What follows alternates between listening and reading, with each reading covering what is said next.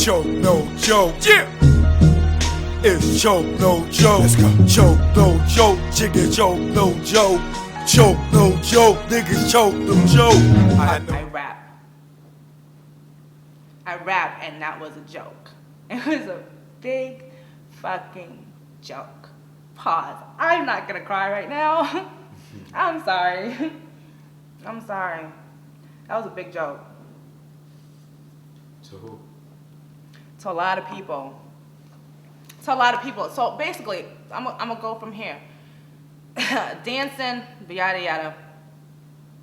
The highs and lows that came with that, and then me and my partner, Francesca, happened to meet up with Big Les one day. You know, me and Big Les, we all used to dance together. So I don't know where I was, but Big Les comes up to me or comes up to Francesca. I forgot how the story goes, but Big Les was definitely a part of it. She introduces us to Steve Stout. What's up, baby? And that ends up being my first manager. And this was Steve's first attempt to do a group called Move. And it was me, Francesca, Ayana Wildsbay came along later. Patty Laurent, she does clothes now. What's up, Patty? Me and Patty went to school together too. So here we are. These girls and this other girl, I can't remember her name. She was like the lead singer. Patty was in the group on some French shit. That's what she did in the group. Like, I was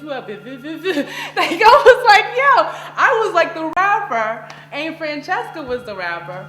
And Steve is getting like Kid and Play to write stuff for us. You know what I mean? Kid and Play is writing stuff for us. And you know what? I didn't want to sign management contracts. So somehow along the way it fell apart. And I wasn't a part of that situation anymore. And ended up getting with a guy named Dr. Freeze, Spider-Man Dr. Freeze. They did BBD, Freeze, I'm sorry. Elliot Straight, he did, the whole Poison for BBD, I Want to Sex You Up for Color Me Bad. So, the dramas that came along in this situation as well. Some things that I don't even want to talk about, honestly, to be honest with you. I don't want to talk about everything, but I want to talk about enough for people to understand the roads, and I will pick and choose in my brain sufficiently enough what's good enough to say. But from Move, I ended up being in another group, Poison Ivy, which was signed to Dr. Freeze Entertainment. And that supposedly Spidey and Freeze were the ones they're putting this group together. And between egos amongst women being in all these groups, the ego play that comes along, which trashes the whole moment. Trashes it. Supposedly we were supposed to get signed to Atlantic Records. And one of the girls dip off and don't want to be part of the group anymore. But she doesn't only dip from Brooklyn, she moves to California. So we're like, where's Francesca? We got a deal on the table. Oh my God, we're about to get signed to Atlantic Records. No, we're not, because we can't find one of the girls, and it just fell apart. So things happen. Get another gig. I start working at the accounting firm. Now this is interesting as fuck, okay? This is really interesting. I go and get this job at the accounting firm. And it's an entertainment accounting firm. I start up as a receptionist, secret posting, definite post like man, help you, secret definite post like man, help you for like fucking ever. Forever. And then I'm like, fuck that, I'm gonna move up to, I'm gonna learn how to do people's money. I wanna do that account manager shit. So we got clients like Trackmasters, Nori, Clue, prominent people. Steve was never a client, but Steve, everybody, there's enough people up there. Everybody, Madonna, DMX, everybody was at this accounting firm. So naturally, you're doing the work. It just goes to show you, I know the difference between an accountant and a rapper. I tell you that. I can say that. There's a difference between being behind a desk and working that shit. Can you imagine how I felt? I wanted to do this. I want to do this rap shit. But I'm counting rappers' money every goddamn day. I'm making a measly, maybe I'm reaching, maybe with a raise, I'll hit 30. I might hit 30,000 a year. And I'm looking at motherfuckers' checks that they're getting 150 grand. I'm counting niggas' money that is, they're making a lot of fucking money. And track masters at that time, not for nothing, but those checks was more than 150, okay? And I'll say that. And shit was deep. And the mind game that I'm playing with myself, fucking, and I'm like, you know, what do I do? Like, Jay-Z, client. Like, these are clients. These are real official clients. And I remember, like, when The Rock was, you know, started and doing their thing, too, and all that shit, man. And just niggas in the game and seeing the growth of niggas in the game, all that shit. But me saying to myself, I'm cool with these niggas. So I remember when I first said to niggas that I'm a rap, you know? Like, first of all, my government, Rhonda Robinson, okay? So niggas know me as Rhonda, maybe not Robinson, but they knew me as Rhonda. And here I go, you know, Clue, what's up? You know, I'm a rap. Oh, come on, man. Come on, man. Why you gotta get on that rap shit? You know what I mean? Not you, too. Not you, too. It was a lot of people's statements. You know what I mean? Not you, too. And it was like, yo, this is gonna be crazy. I leave Siegel Felsen, the accounting firm, the private and whatever, and I go over and I start working at Trackmasters for a period of time before my thing kicks off. Because, you know, at the time, Tone and Polk was handling Sony. Excuse me. He was handling Sony, and I was working for them because Steve was, you know, he was running Trackmasters, so Steve did me a solid from knowing him back in the day, just to show you how life makes a 360, because I really needed that job. And Steve made that happen for me, and I ended up working at Trackmasters for a little bit. And so here you got someone that let's put you up to speed, dancing into account person into rapper. No, not before rapper. After the account thing, working at a record company.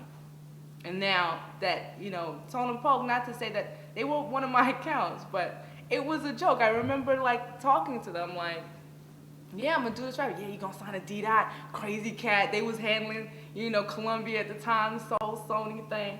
And they was like, yo, you know, this almost smirkish, like, yeah, you gonna do your thing. You know, you gonna do that rap thing. It was always like, May, come on, why are you rapping? You're too cute to rap. And that's a statement that I don't understand. What the fuck you want me to look like, a fucking mompy? Like, I gotta look like a mompy to fucking rap, because that goes along with the whole shit of you being, I say it all the time, being struck out before you even got a chance to bat. I'm from Long Island. Bitches from the burbs can't rap. What are you saying to it? Like, you know, you want to just look at niggas and strangle them. But you think that knowing, you say it's who you know. It's who you know. If you know somebody, you can get on. I know a lot of motherfuckers, and a lot of motherfuckers in this motherfucker, and I can count on less than 3 fingers how many motherfuckers helped me, and how many other motherfuckers laughed a lot. So I get down with that. That's nigga for life. He put me down in a lot of ways. He schooled me on a lot of things. The teachings I got from him alone are impeccable, and no one ever could take that away from me. I'm so much fucking smarter. I'm so much quicker. I'm so much wiser, and I so much know more now how to do it. If I had, what they say, if I knew then what I know now, it probably would be a different situation. But, you know, coming from that, we start the whole Crazy Cat thing, and this is not as a solo artist, mind you. I was signed to Crazy Cat first with Columbia Records under Tone and Polk's jurisdiction, and I was in a group called Desert Rose. So we're 3 groups deep. Signed. Come on. Okay, I'm signed. I'm roughing it out in Columbia. We don't even get a chance to get out, really, because here goes another situation. Mad Rap album drops. We all know the situation, what happened with that. Unfortunately, it was still a great album, but it didn't do with the numbers that it was supposed to do. We're supposed to come out with fucking Desert Rose. Here we got this great idea. She sings, I rap. We both kind of like the same height. All that good shit that goes along with what everybody thinks is a perfect package in this game. Supposedly, oh, she spits, she sings, she do these songs. It's bullshit. It's all fucking bullshit. You know what I mean? So here we are. Take pictures. Wow. We do shows. We do all fucking types of shows. I'm fucking showed out with all these fucking groups. Right now, I should be like, at this point in my life, I didn't even get to me yet. Mind you, this is all Desert Rose, Poison Ivy, Mauve shit. I didn't even get to me yet. I'm tired. You know? But you can't be tired. You can't be fucking tired. You gotta just snap out of it every fucking day. You know how many rejections that is? You know how many fucking times I've been on the fucking ground like that? And you don't even know if you want to get up tomorrow and still do it again. But for some reason, I'm talking to this goddamn camera. You know? So we doing our thing. Desert Rose, we're about to be off in profit. And everyone thinks it's brilliant. The girls are going to be stars, okay? She meets someone, you know, he's kind of doing a little bit more than Crazy Cat, you know, I guess, the person. So it's kind of like, hey, you know, I'm going to bounce over here for a little bit and leave me in this deal for 6 fucking months. I'm in this Columbia deal because I can't get out because you want to leave. And no problem. I'm all for it. But you should have spoke to me about it first. But that didn't go down. It was kind of like on some real monthly shice shit. But like, I'm so for you. I'm down for love in the heart and, you know, living your life. But there's a way to do business. And there's a way to go about things. And you live and you learn. So basically, she bounced. I'm signed. I can't get out. Choke no joke, yeah. It's choke no joke. Let's go. Choke no joke, chicken choke no joke. Choke no joke, niggas choke no joke. I know this industry chick with double R. Yeah. When I got exclusives, I hit to R.